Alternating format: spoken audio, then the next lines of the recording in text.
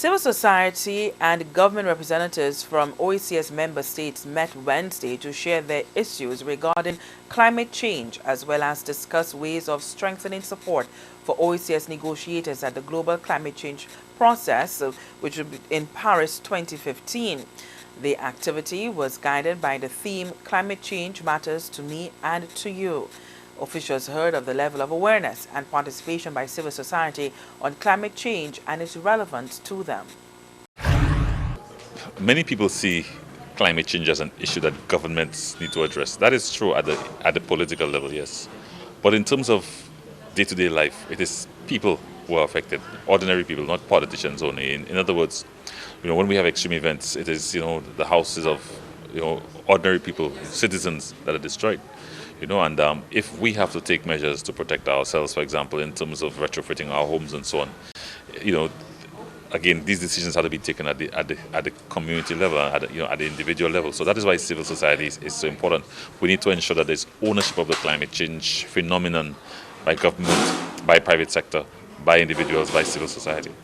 Even at the international climate change negotiations, you do have civil society presence, and you do have civil society actually doing a lot of the research, doing a lot of the advocacy that helps to create the urgency that that leaders and negotiators feel in terms of coming with a solution.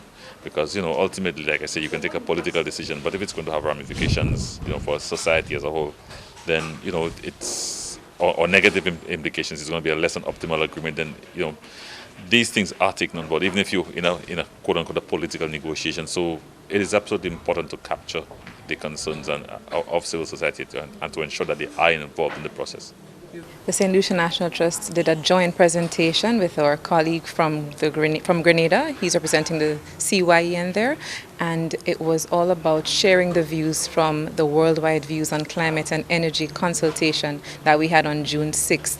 And it's also wonderful because the OECS and the French government, they're using this consultation as well to come up with a strategy or an action plan to get the message across to the policymakers meeting in December. So we really think it's strategic to get the voices from St. Lucians who participated, as well as from Grenada, into this process that is also feeding into the COP meeting. And right now there are also many presentations going on, so we're learning also how climate change is affecting our colleagues in Dominica, Montserrat, etc., and what they are doing to get the message across ahead of this important meeting in December.